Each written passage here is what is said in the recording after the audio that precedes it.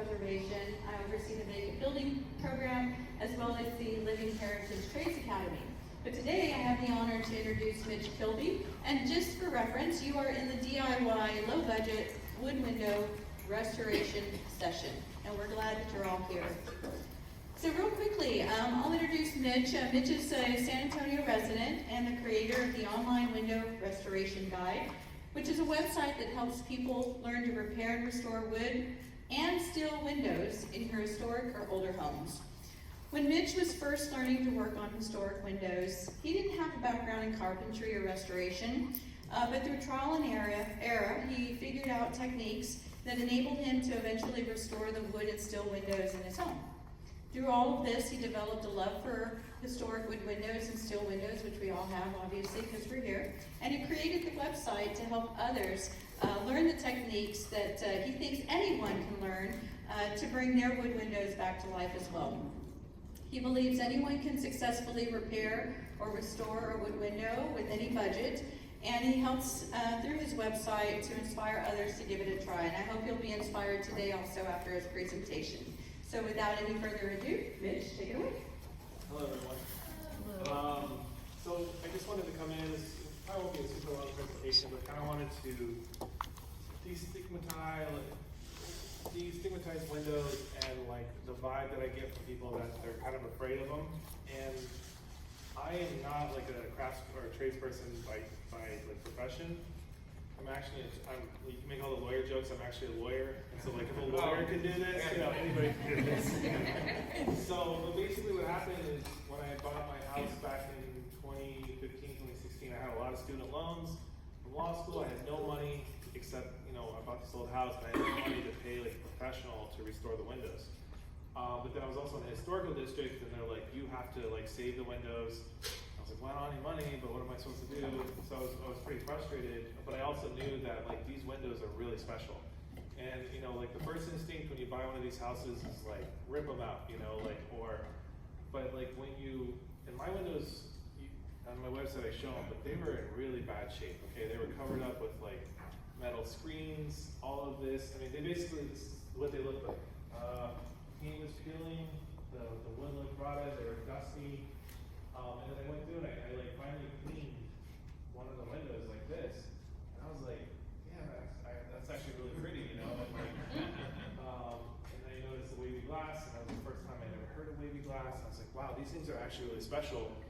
I was like, that's crazy that this glass was like hand rolled back in the day. So then I was like, all right, how am I gonna do this? And it was like the main project I really needed to do for the house. So I just kind of started going through it. And back in the day, I looked at a few YouTube videos and they would show glazing or something, but they didn't really teach you how to like even take it apart or anything like that. So it was a bit intimidating at first. And my goal here is to show you like, these things are so easy to work with because it's 100-year-old technology. So like, it's super simple. So my goal here is just to kind of show you where you can get started if you want to do something like change out the sash ropes and stuff.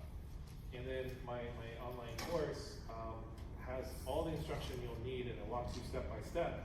So my goal here is to show you in person. It's not that hard, and then you can use the website to augment your efforts. And it's got a lot of subject matter. You can just go around and pick what you need. Or if you want to do the full restoration process, I go A to Z for it. So essentially what we have here is the traditional double hung window. And does everyone know why they're called double hung?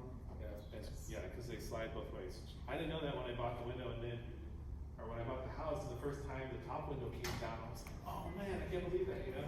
So, and the reason they did that is, remember, all these houses were built before AC, and the purpose of having to do that is it creates a vortex of air. So, it's really cool. Like, everyone's like, well, I need to rip out my old windows, put new windows in for energy efficiency. Well, actually, if you think about it, these houses were meant to breathe, right? So once you get your windows restored, I like often don't need to run the AC until like later in May, and then I can stop doing that earlier in the fall because you can just let the house breathe and it creates like a vortex and it keeps it cold. Of course, like it helps with screens, you know, but it's another topic. But essentially, that allows the house to breathe. That's great. So, what's cool is when you're actually redoing most of the time, these top ones got painted really early on, right? So like you'll open it and it hasn't been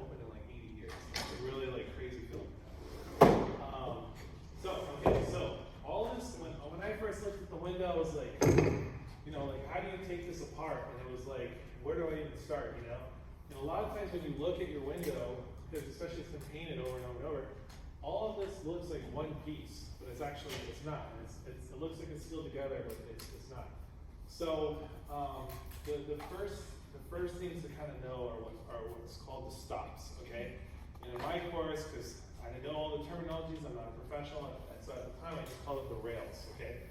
So I call it the inner rail, center rail, and the outer rail, but the official name is called a stop. So this is the inner stop, we have the center stop, and then the outer stop, okay? So the easiest way is you can choose to open your windows or dismantle them from the outside, or you can choose to dismantle them from the inside. If you have a brick building, you're likely going to need to do it from the inside. You have a 2-story, 3-story inside, right? But the reason you may want to do it, if you have a single story, it's a lot easier to do it from the outside because, like, as you get paint chips and stuff like that, like, I prefer it on the outside. And also, a lot of times you have interior paint, and the interior paint is beautiful, right? Like, it looks really nice. So it's kind of nice if you can do it from the outside and not mess up all your interior paint. Otherwise, when you break it, you'll have to repaint it. So that's why I choose it. But it doesn't matter where you start, okay? So the amount of tools are also super simple, okay? This is a hammer I've had since I was like 4 years old. You know, it's window deglazer tool. These are like $10. My website, you can links to Amazon, where you can get them, or you can go to local hardware stores. Lowe's, Home Depot are not the places to go, but like the smaller hardware stores, like the one on McCullough, and there's Shables, and there's one in New Braunfels. Like those are the places. Or Ace, they'll have these sort of tools, like $10. This crowbar, I found on Amazon. It's the Titan crowbar. These things are incredible. They're both a scraper, crowbar, and they're really good because they get into the smaller spaces. So I can't recommend this enough. And if y'all have the handout, you'll see at the top of my website it says tools. It says tools. You click on that, and that takes you to the page that has all the tools you'll need to do window restoration, listed with pictures, drawings, all that stuff. And because I'm a nerd, I included a Excel download. You can download the Excel, and it just has them all listed. But this is like the key tool. And then of course you have the old painter's tool and all that stuff. And then my other favorite tool is these duck build vice grips, and I just think they're kind of funny. Okay, so you can take this tool, which is like $5, $10, and I would recommend, let's say we're taking it in from the interior, you would take this inner stop off, and you only need to take off one side, okay? This is the first step. So you can use a razor blade or the corner of this, and you would just simply score it, and it creates like this, you know, just basically, and then it's gonna have little, what are called like trim nails or casement nails or little tiny nails, and you kind of start from the bottom. This is the piece you need to be the most careful with though, because depends on how ornate your house was at the time, but these are often the most decorative pieces. So they're the hardest to recreate if you break it. Other stops, like this is like an outside stop. It's easy to cut this wood, or you can buy this at a hardware store, but the inner ones are a little bit more ornate, so be careful. What you do is you just start from the bottom, and you kind of start wedging it. Okay, we're gonna pretend there's some nails in here, okay? So let's pretend there's a nail here, then I would go above the nail, and I would keep wedging it, and wedge, and there'll be nails all the way up, and you just slowly, like, pull a little bit here. It's like when you fill up a tire, or, I don't know, hubcap or something, you do like different sides. Kind of like you do some here, you do some here, you do some here, and you go back up until you finally pull it off. So then, voila, it comes off, you know. So that would be, you put this aside. And on my website, what I tell you, or suggest you do, is just straighten the nails and keep your original nails. And that saves you a ton of time, because when you put the window back together, you have the nail holes and it's perfectly spaced. Because when they built this originally, these were like master craftspeople that were doing this. They knew how to space it perfectly, so why reinvent the wheel? Just use the original nails and nail holes. And what's so crazy is you'll pull these off, even on the outside, these are 100-year-old nails and they still look perfectly new. It's kind of mind-blowing. So, we put that aside. I also recommend labeling it. So let's say this was your kitchen or your living room window, left window. But living room window, left window, left side or whatever. Like just label where you get it from, and it's a lot easier to figure it out. I've learned all these lessons the hard way, so. Okay, so this is off, and now we have the sash. And you're like, okay, well now what do I do? So it's really easy. What's that? I'm waiting for that top sash to fall. Oh no, it's on the weights, so. Oh, we got weights. Yeah. So the next step. So let's say it was painted shut. You take one of these guys, and you just saw it open like this. Go around. You saw that paint, and it'll come right out. You got to do it usually on the inside and on the outside. Takes like 10 minutes, and then you got that inner stop off, or the inner, yeah, and then you just pull it out like this, kind of wedge it, voila, it's out. And then you just come over here. Sometimes they have it nailed here. One tool that I don't have with me today, I couldn't find it, is called a nail nipper. It's one of my favorite tools too. And if you have a nail right here, you just would take that nail and kind of wedge it out, and voila, it comes right out. Then you pull this. A lot of times these are broken, by the way. So the ropes are broken typically, but you just pull this right out. Then you have your lower sash up, okay? So let's say you're gonna restore this one. Again, it's kind of hard to label, but you can maybe write it on the glass or something and wipe it off later. But just keep it kind of organized. Okay, so the next step, there's a couple ways you could do this. You could go to the outside, do the same process, and take off one of the stops on the outside and pull the upper sash out. Or you can, let's say you're on the second or third floor, you have a brick building, you work on the center rail notch, okay? I'm of the opinion that I like to pull out both sashes first, so I would generally go to the outside, pull the stop off, and take out the upper sash, but because this is my friend's window, it's not mine, I don't want to cut it with him. So I will show you just how to take out the center stop really quick. And this is where this fun guy comes in. You go in, you set it, and you plant it. And it's the same thing. You would stick it here, and you pull it, and you start wedging it out. And this one, I also suggest being careful, but it's not quite as fragile as the other one. But anyway, you pull it out, and this would also have little nails. And so it's a little harder when you have the. Let's see if I can get these out. See, this is where, because I'm in demonstration mode.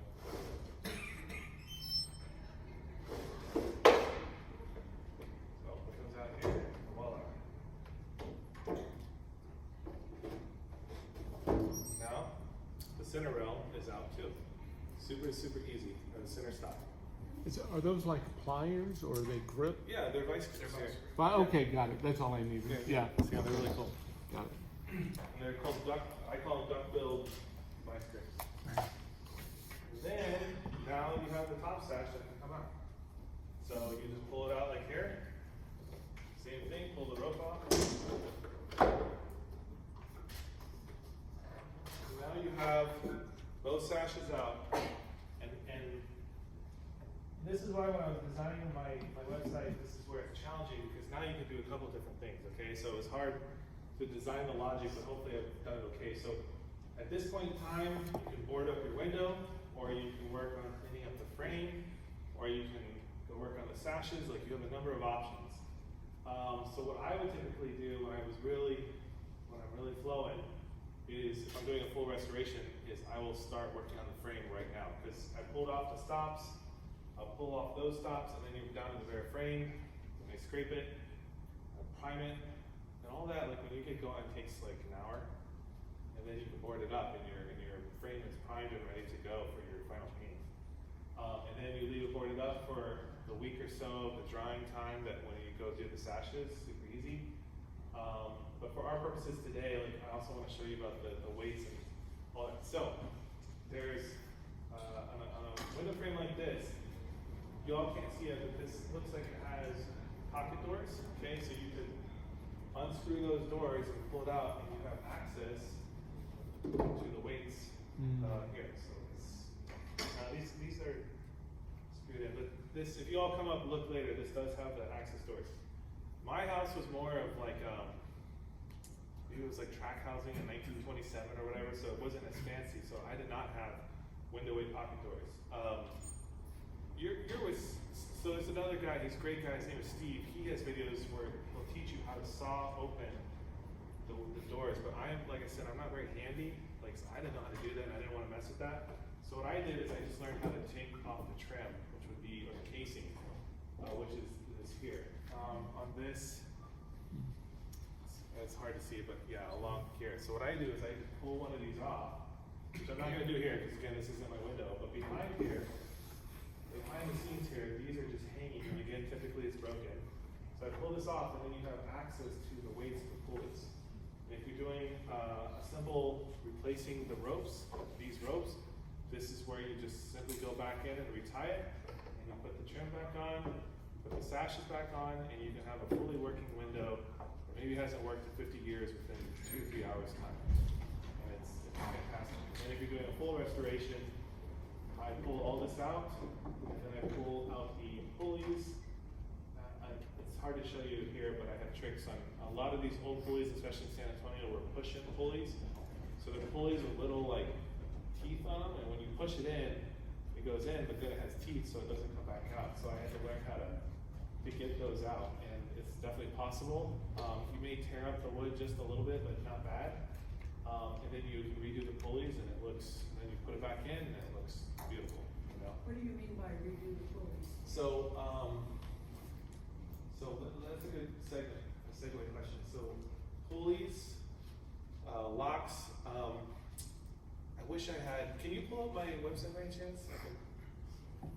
It's just low budget window restoration, because for everyone's budget. When I say redo it, what you can do is, you can refinish all the original hardware. A lot of people are like, oh, I need to buy new pulleys, I need to buy new locks, but actually the original stuff is typically more beautiful. And something like this, it looks rusty and all this stuff, but when you clean this up, you can't tell, but like it's got the ornate stuff on there.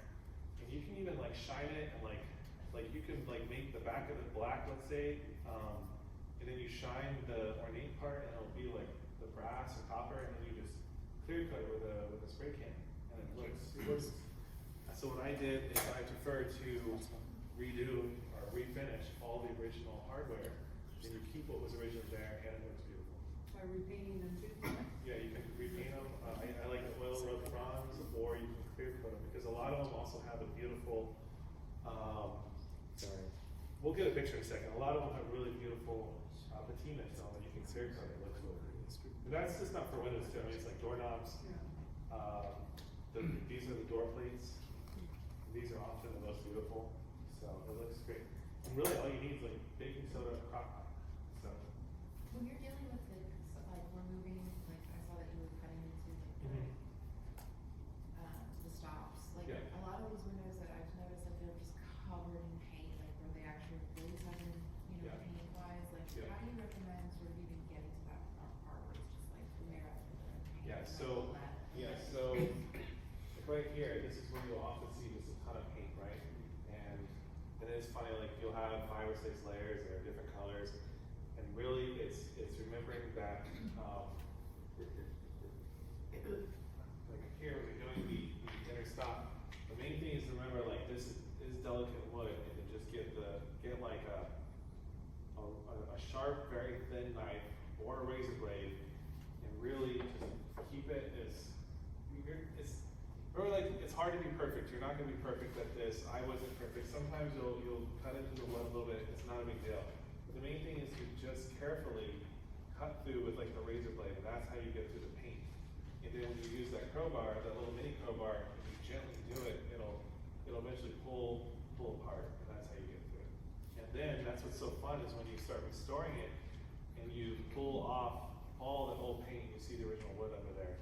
These inner stops, in my opinion, are the hardest part to work with, because they are more ornate, and like as a homeowner, I didn't want to mess with it, right? Like I didn't want to go in and do it, mess it up, or have to remake these, so I just would generally leave them alone. Like I would get them separated, I would scrape the back part so it sits flush again, But on this part, I generally wouldn't mess with it. But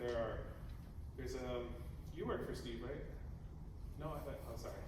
There's a craftsman there named Steve, and he has videos online where he goes back and shows you how to like go in and remake all these. But that's like, it's like senior level. This is like, freshman level, that's level. So that's how I do. So that's basically the very, like these, all I'm trying to show is these windows are super simple to work with. Anyone can do it, don't be intimidated. And then, so the next step is like, well, my windows are really rough, you don't understand. So all of these right here, like this window you can see is really not good. It looks like it's in really bad shape. But this is a window that can absolutely be restored back to a beautiful, to this condition. And honestly, in my opinion, these that have the paint peeling like that are the easiest because when you grab a scraper on them, it just slides right off. It's the ones that have been repainted recently that are a little harder to work with. And then here's another one. So, talk about like, okay, well, is it hard to pull off the glaze? Well, when you have an old window, just come and see that the glaze just comes right up. And you can do all of this in like 10, 15 minutes, and then it's ready to reglaze. It's super simple. The tricky part, I think, like when you're doing windows, is if you get, so if you notice this channel, this is a full channel. This has an alternative hardware or mechanism or hardware. So it's not on the B, it's not the rope weights. This is like this was like a later technology. Maybe 3% of houses have this, 2%. It's pretty rare. I think it was later on, but if you get into that situation, you can always contact me and I can try to at least give you some videos or something to learn how. Or this is where, so when I was coming up with the name of my website, it's called Low Budget. The website, the URL is Low Budget Window Restoration. And it's partly a joke because the videos themselves are a little bit low budget, but but it was also to save as much of your money so that when you face actually really difficult problems, you can hire someone to help you. And that, so if you have some really weird mechanics or something like that, which is unlikely, that's when you can hire a local person to help you, come in and okay, this is how you take it apart and I can show you. So it leaves you more money for the more difficult stuff. That's kind of how I think about it. Back to this, so this window right here, pulled it out of the junkyard basically. This is absolutely the window that can be restored to make it look beautiful again. Mostly glazed, come out really easily. And then, so my website also, what I try to show is there's two ways you can do it. You can do like an official, traditional restoration, which is where you paint the glass out, you do all reglazing, all that stuff. And that is really good if you want to do let's say you're trying to win a preservation award or you're working on the Capitol or something like that. That's when you want to do that, right? But for the average homeowner, what I found is I kept breaking a lot of the glass and it made me really sad because this is irreplaceable glass, right? So I'd be like, shit, I don't know. So I'll be like, shoot, and then what I learned is if I keep the glass in there and doing the restoration, I was breaking a lot less glass than I was breaking any, and I started going really, really quick. So on my website, I have a traditional route where you learn how to take the glass out, and I have what I call the Australian route as a joke that I saw a couple YouTube videos where they were a little bit more lazy and they would just leave the glass in, and that's why I came up with that name. So just kind of a joke. So that is on that. And if you all come up later, look at this. This looks so ugly, right? That if you wipe off the dust and you look at it from the side, it's beautiful wavy glass. It's really, so this is actually a special window. So. Would you recommend putting on any of that film, that shatterproof film on those windows? So I never did. I'm not saying you shouldn't. What I would recommend a film for, if you really want to put a film on, is on the west side of your house. You can put a clear reflective film that helps deflect all the sun. So what happens on the west side? The sun is setting. San Antonio is 105 degrees out, and it's hitting your windows. It'll heat it up. If you put film on there, that will deflect 80% of that Yeah, Mitch, can I add to that? Because I tried so hard to get a vendor, local vendor that does the film install here, we just couldn't, but Google, there are companies in town that can come do it. And what it basically does is it insulates your glass by just applying a film. It doesn't change the look. It's the cheapest way to make your windows more energy efficient. Yeah, and in fact, so let me just show you. This is my website, okay? This is my website, and then I have different pages, okay? So there's about me, Mitch, courses, tools, a little blog, and then extra resources. Now the extra resources is it's not even where the courses are, but it's kind of my favorite page. It has all of this extra knowledge. So I've got resource libraries, podcasts, articles, books, info specific to still windows, longleaf pine, etc. And then I have a budget and money section. And if you keep on scrolling, apprenticeship programs, online stores. So the online stores and restoration salvage shops, this is where you can get a lot of, so let's say you have a really ornate piece and you want to replace it with a new ornate piece. This is where you can go onto the online stores, like SRS Hardware is really good. Or if you have an old fireplace, Matawi Tile or Awamic Tile, great places. All of that. But then further down, I have additional techniques and info. It's something like, can you scroll a little bit more? Right here. So adding reflective tint, if you click on that, I have a little video here where I talk, this is a co-working space I work at, and he put all this reflective tint on his still windows, and I have a little interview with him. And then I have articles related to reflective tint, everything you need. So the goal of this website is also to make it a hub for window-related knowledge, not just courses. And then if you go and, can you go to just click up here in the upper left where it says online window guide? Click there, that'll take you to the home page. So that was the house I restored. It's actually on the San Antonio booklet, which is kind of cool, but that was before I even bought it. And if you scroll down, this is what it looked like when I started. Nice. And that was after we finished. So you can see these were extremely rough, very rough shape when I started. And the rougher they were, it was actually easier because I was able to scrape all that paint off. And if you scroll down a little bit more, these are like the full restoration course for steel or wood windows. But for a lot of us here, if you scroll down a little bit more, I just have free courses like this. So if you enter the free course, yes, right there, perfect. Just click on that. And then, okay, so like, how do you change out the sash rope? So the first thing you need is sash rope, right? So I say, okay, well, before you start this project, make sure you get the sash rope. And I have a link to where you can get it, and it pops open and you can buy it directly. And then, well, what tools do you need? I list all the tools that you will need to do this course. And if you click on any one of these, it has a link to where you can buy the tool. And it's trying to make it easy for you, okay? And then if you scroll down a little bit more, everything, a lot of what I've talked about, it's all the steps. So if you click like right here, remove an inner rail, like the second one, up right there. You click on that, that's step 2, let's say. And it goes in and tells you the tools that you'll need for that particular step.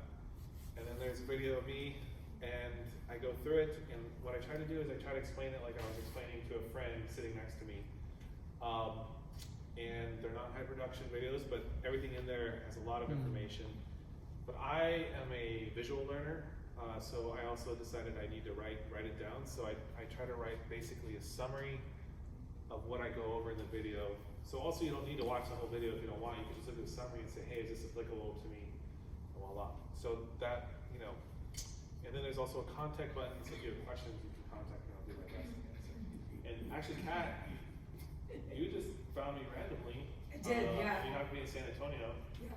And I told her, I was like, I want to be at the fair if you want to come by. And so have you found it helpful? Yeah, I haven't started my window restoration yet, but I did kind of what he did, where you're trying to find stuff for yourself, and it's so scattered out there. You'll find one video about this and another video about that. So I've actually just been going through the flow that he has on the website and just watching video after video, so that I already know what to do when the time comes to, the weather gets a little bit better and the time comes to get started. So, but they're really descriptive, and like you said, they may not all apply to you depending on the shape of your windows, but My next door neighbor just literally like 2 weeks ago just replaced all of his windows with vinyl, and it made me so sad, you know. And I get it, there's 20 windows in these houses, right? Like it's a lot of work, but you know, if you can afford to do it yourself and you can do it a little at a time, I'm excited about what we're starting. Yeah. Well, and so Mitch, for like a typical, like let's say it's in typical condition, so the goal is to get it operable again, Yeah. maybe fix sash cords, Yeah. paint, So, reglaze. How much time should somebody budget? so I think I think I talk about this.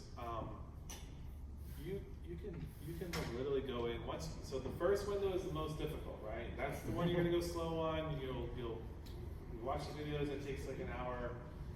Then you do it. You're gonna be, oh, what was he talking about? You know, and you get frustrated. But then once you do your first window, after that it starts flowing. And I did an entire, so this was my professor's. I went to UTSA back in the day, and she's a professor of mine, and she's still here in town. And as a favor, I went in and helped her with her windows. And I did the entire garage apartment's windows in I think like a long afternoon. So that was like 10 windows.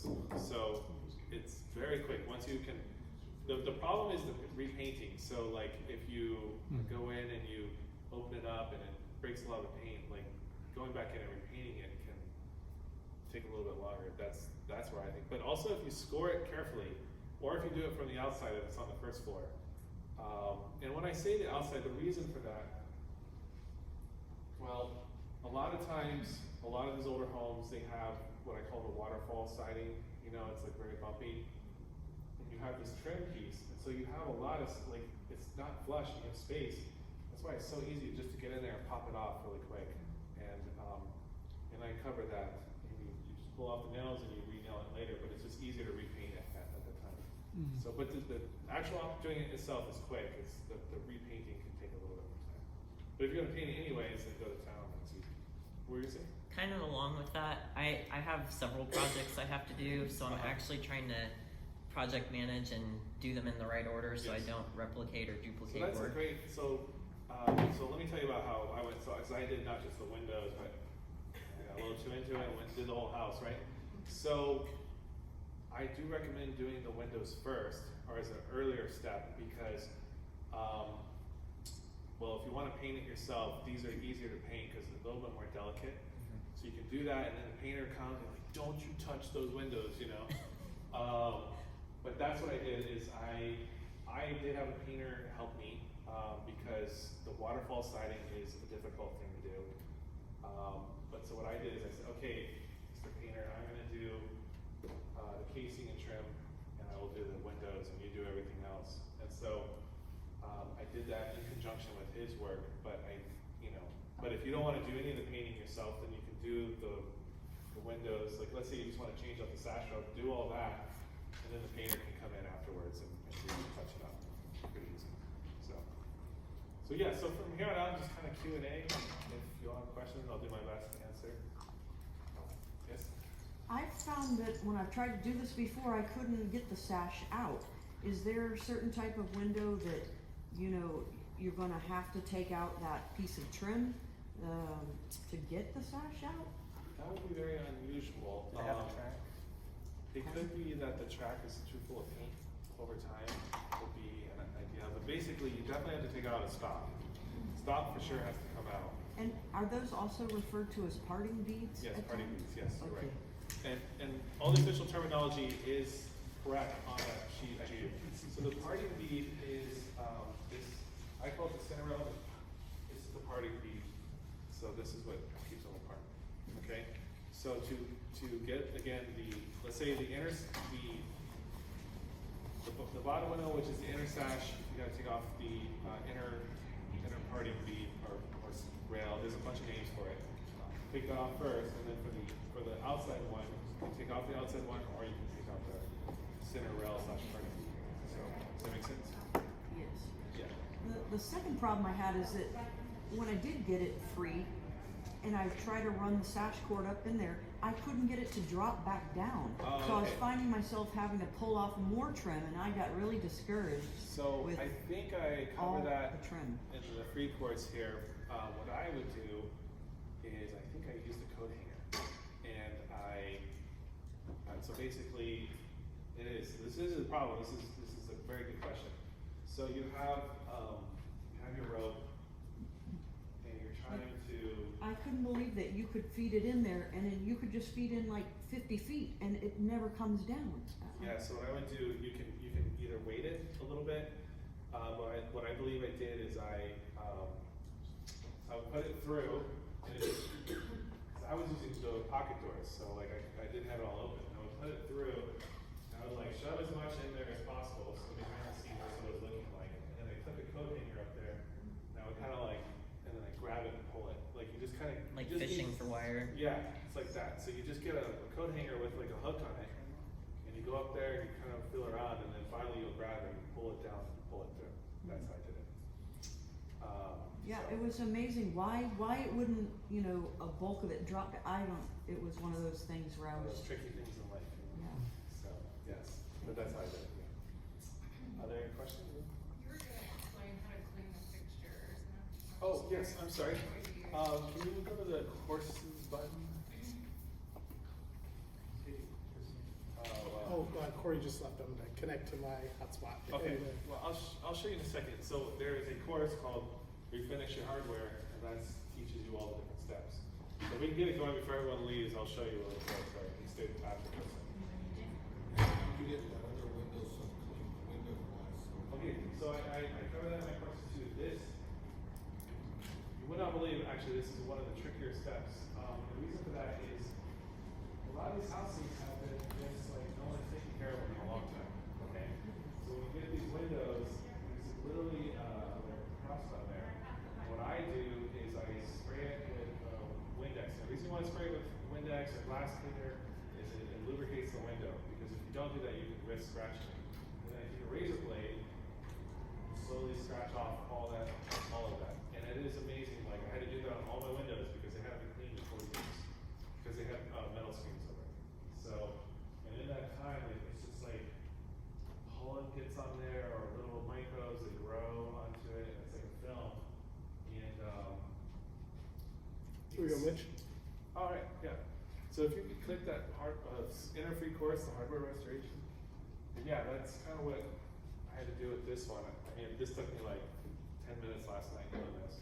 But this is what a lot of the windows will look like. This is especially bad.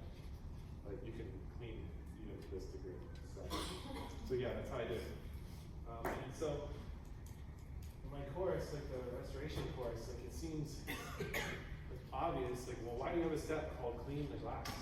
Well, the reason is because it's actually, it is something that needs to be covered because it's not always the easiest thing. So that's why I cover that. So here, this is just a free course on, removing the hardware, cleaning the hardware. And then if you go to conclusion, final results down at the bottom, I think I have a picture. Scroll down. Oh, maybe go back to final, how to apply the finishes on the far left over here.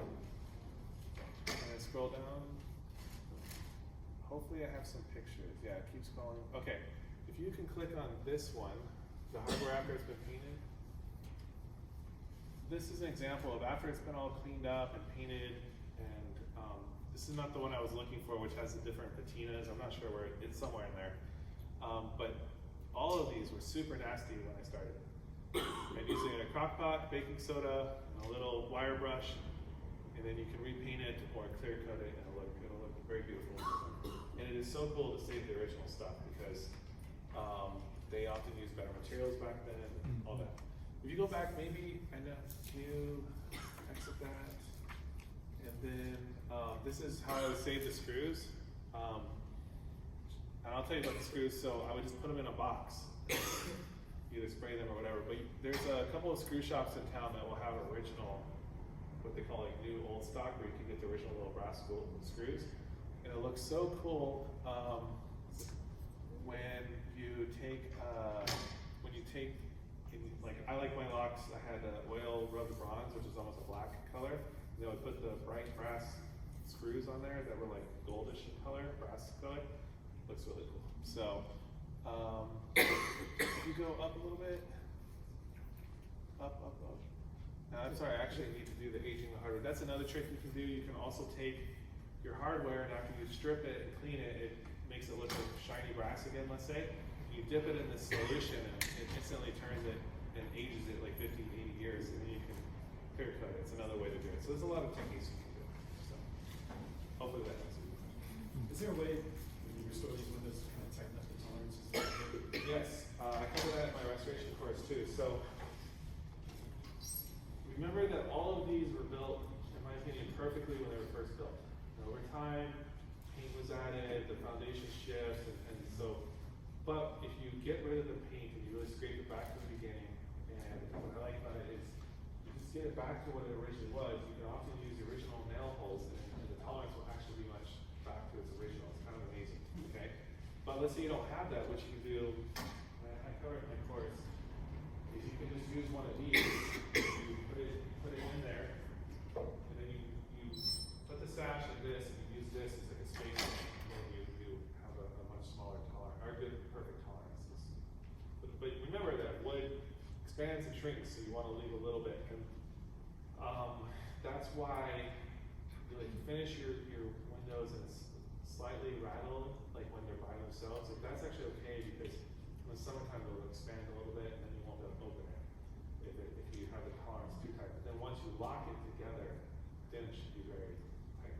Does that make sense? Other question? Yes? Might be a little outside the scope, but besides getting the window, restored and everything, maybe that film for the sun protection, is there anything you can do around the frame of the window to kind of Yes. help your insulation? Absolutely, that's another great question. And then I'll get to your question in a second. If you go to extra resources, and then go all the way down towards the bottom, and I would actually like to do a video on this, I just haven't yet. Go up a little bit. Okay, so I've got a thing that's called weather stripping for wood windows and weather stripping for steel windows. If you click on the weather stripping for wood windows, specifically for these windows, it's called spring bronze. This is where you can buy it. You can buy it here at the Killian Hardware or this other link. You click on it and they can send you a roll of this bronze. Right there. That's it. And you can choose what type you want. And probably call them if you have questions. They'll tell you which type. And if you go back to my website, thank you, you're doing great. Here's a YouTube video of my friend Steve, who also, I think he taught this last year. Here's a YouTube video of him showing you how to put in spring bronze into your windows, and that will really help a lot. And what it does is it's bronze, and it's in fact, if you look at a lot of old houses, you'll see it painted over, but basically it's just got a slight spring to it, and then when you put the window down, it just tightens it, and no air gets through. It's really good stuff. And it's really pretty. Thanks. Yes, I have a couple questions. I'm not sure if I heard you correctly, when you were talking about the Australian method and that not breaking the glass. Were you talking about glazing or? yes, so when you do a traditional full restoration, it's ideal to take out the glass so you can get that wood perfectly clean, all the old glaze off, and it just is super clean, and then you paint it, and you put the glass back in and glaze it, and then do final painting, right? What I found though is by doing that, I would take the glass out, I put it, I'm like big hands, I'm kind of a klutz, I put it down and I would shatter the glass. And I did this like 7 times or something, and I was like, there's gotta be a different way to do this.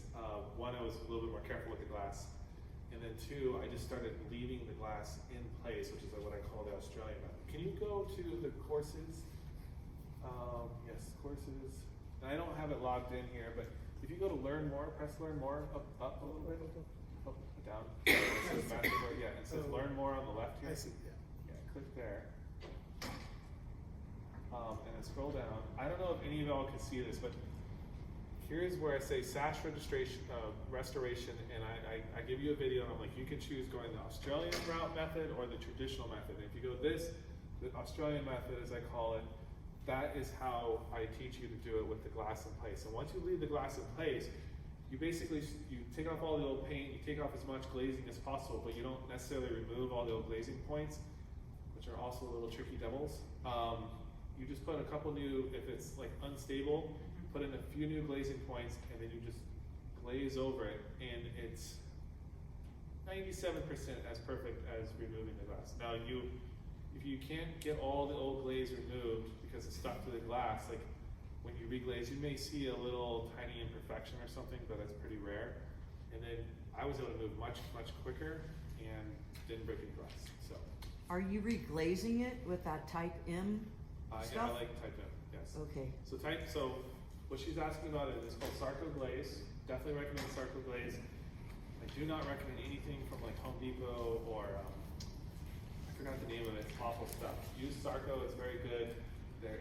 And if you go to my website, you go tools, if you want to click tools, and scroll down slightly.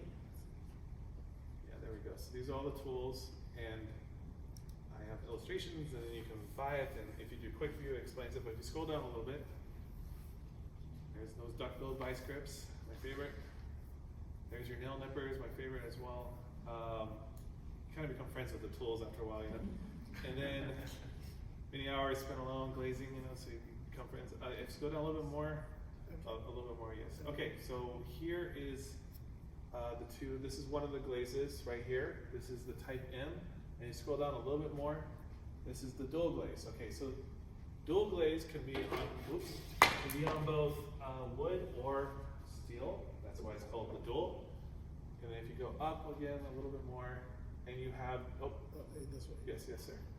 And if you click on quick view right there, yes, it'll open up, and there I've written a description for you about the glaze and why you should choose it.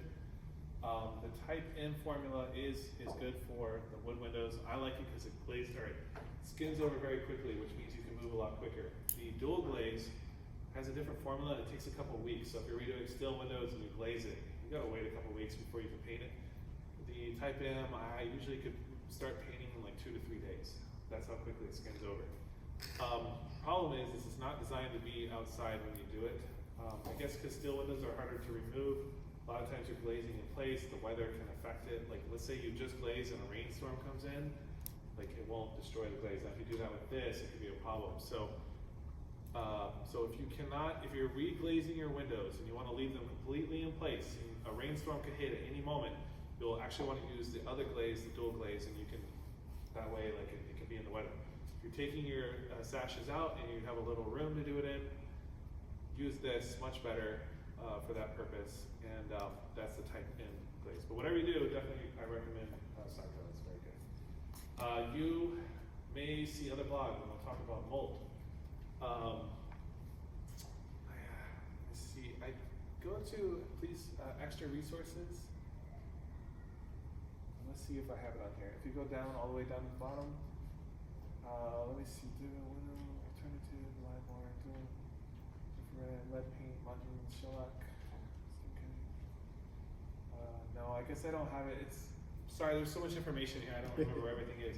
But I talk about mold, and if you use some of the other glazes, what will happen is it gets mold spores in them, and literally within 1 year after you've worked on your windows, you now have all the glaze will be black because mold has grown, which is very frustrating. And when I first did this, my first 2 sashes that I had them redone by a local person, and he used some crazy glaze, and sure enough, those are the only 2 sashes that now have mold on them. I used the Sarco, I did not have any issues with mold, and it's been 6, 7 years now. So just note that little thing. Some blogs they will suggest that you mix in some sort of compound. Again, like if you get really into this, you can always do something like that. I didn't find it necessary, but because we're in the South, it is a concern. So. What did you do when you broke the glass? Did you do it yourself, or did you? I cussed a lot. I was very frustrated. I'll get really sad because this is irreplaceable glass. But if you scroll down, go up slightly. Go up a little bit more. I have this right here. It's called Dealing with Broken Glass. Okay. and I have, this is good, okay, I need to put my videos in there, I see, I guess I forgot to put the videos in there, but I will. And what I essentially do is, this is a video that explains how you replace the broken glass. And what I would do, if you want wavy glass, okay, you go down to, I have their business card up here. Everyone should know about the store, it's the coolest place, it's called Picker's Paradise. You go down to Picker's Paradise, you get a replacement sash. You take out the glass from that replacement sash, and if you need to cut the glass, I have a little video on here that Steve made, teaches you how to do it, but I don't recommend doing it yourself. Just take it to a glass cutting shop, $10, they cut it for you, take it back and you put it into your other sash. It's very easy. Not very easy, but it's pretty simple. It's not the end of the world, so that's for sure. So when I was restoring one of the windows, I found a signature that I could take back to 1860. Oh, that's really cool. So now I'm like paranoid of it shattering. Would you recommend that shatterproof film on, or is that, would that? Well, one thing is once you restore these, so and I talk a lot about this in my course, like in the videos, like you can actually listen to it, like when you're working on it, you can hear if it's about to crack. But the main thing that will break the glass is like a baseball, a rock from a lawnmower, a hailstorm. Branch. And if you get hit by a hailstorm, like, I'm sorry, there's, you know, but what happened is the shatterproof film, it'll still crack and break. It's just not going to shatter everywhere, essentially. But what the best thing you can do for your windows to keep that wavy glass is to make sure it's secure. So when you have like see, I don't know if any of you can see, but it's basically missing all the glaze right here, and the points are loose. Once you re-secure it with points, and you put the glaze back on there, and it's really secure, it's unlikely to break.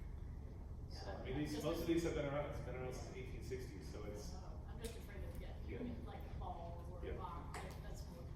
And then if you really get desperate, there are places where you can, I think I have it on the extra resources where you can buy glass, or you can buy new glass. Like if you all go to the Pearl and you see all that wavy glass, that's all new glass.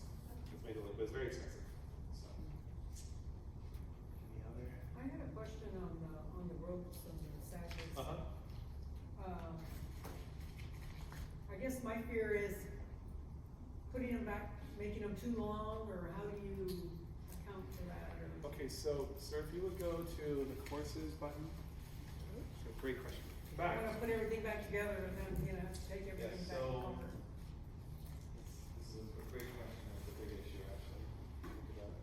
I have another rope I thought of here. Just my here. So this is what I suggest today is making a rope template.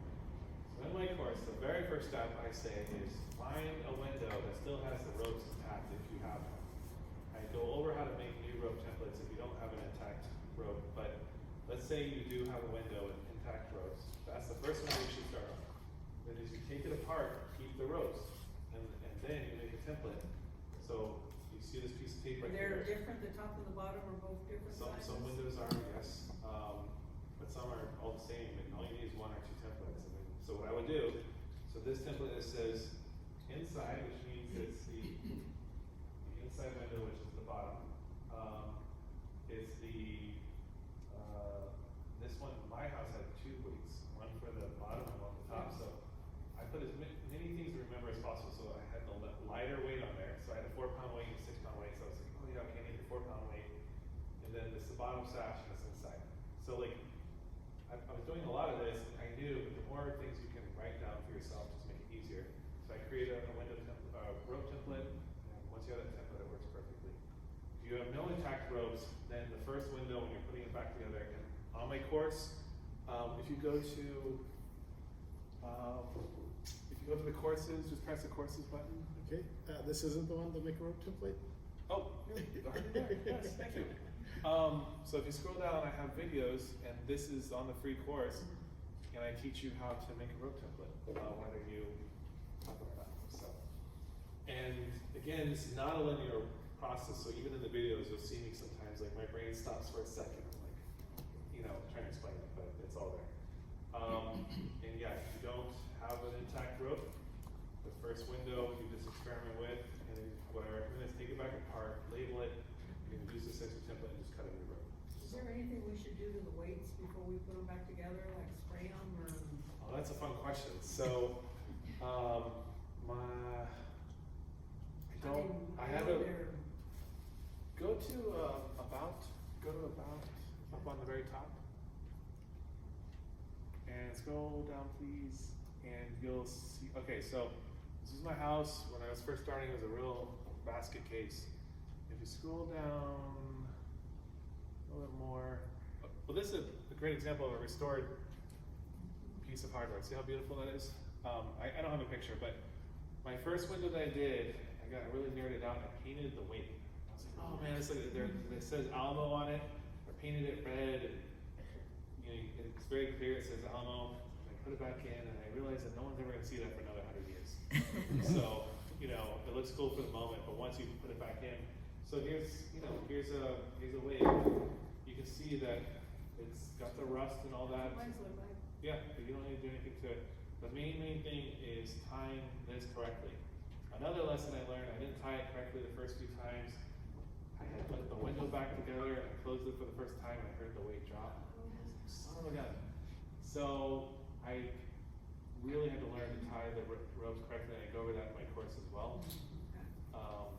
So it's yeah, there you go. Just write something else on. Yeah. One other thing I recommend is do a time capsule. I did one at my house. You did what? A time capsule. And just put it up there, and that way someone 100 years down the line opens it up and finds a nice surprise. So little fun things you can do in an old house, you know. And like it's really cool when you see the old writing on it and stuff. That's awesome. You can see like how the writing style has changed. It's very cursive. Do you know the difference in the R value from the film versus, you can get those screens that you're gonna put on the outside of your house that increase the R value? Do you know how they compare? I don't know that specifically, but the screens are a great way to go. Another great way to go is the interior storm windows. Again, if you go to the extra resources, scroll all the way down to the bottom again, and right up a little bit. Also, I have all the contractors. If you need local contractors, are on there.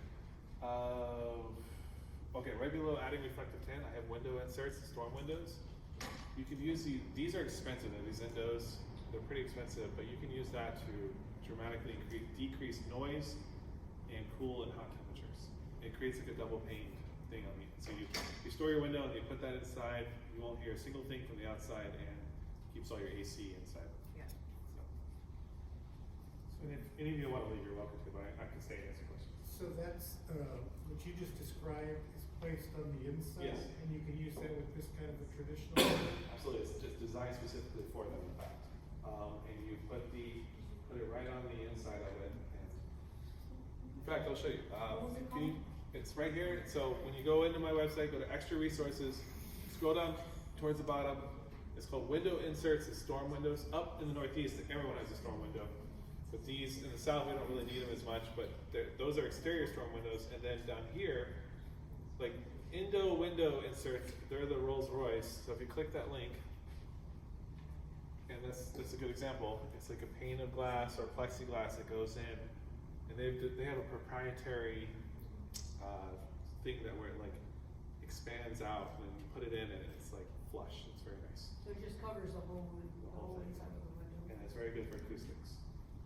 What was it Can you called? explain how you got to that again on Sure. your website? So if you're in my website, it's extra resources, and then you go down towards the bottom, and it's all the additional techniques and stuff. And while we're here, let me just show you a couple other things. So if you scroll down further, and they're pop-ups, so you click on it and it opens up a lot more information. But if you scroll down further, even further, I have contractors across the United States. Does everyone know about Scott's List? So if you don't know about Scott's List, it is fantastic. It's specifically for San Antonio. If you scroll up slightly, up a little bit, yeah, a little bit, right there, Scott's List, that'll take you to the link.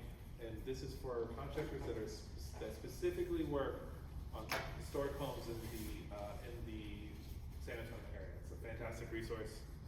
Then, so then I have window contractors in Texas, and I've done with every state. So if you scroll down, there is Texas, and these are San Antonio, Austin. So like you really get stuck, you can always contact me. I don't know everything, but I'll try to walk you through it. And then if not, you can call a professional in and they can help you. And then if you go all the way up to the top of this page, the very, very top. Yes, so I have resource libraries. These are like window preservation websites. There's podcasts, not that I've done, but that they talk about it. Articles, books, info specific to still windows, longleaf pine discussion, person helping design a website, all that's on there. So. But yeah, so I hope that was a helpful presentation for you all. Thank you all for coming. Mitch will stick around to answer more of your questions, but let's give a round of applause to Mitch Kilby. Did a great job. This is his first time here at the Historic Homeowner Fair, and you killed it, Mitch. So we've got a token of our appreciation. And thank you all for coming to Historic Homeowner Fair 2024. We'll see you all next time.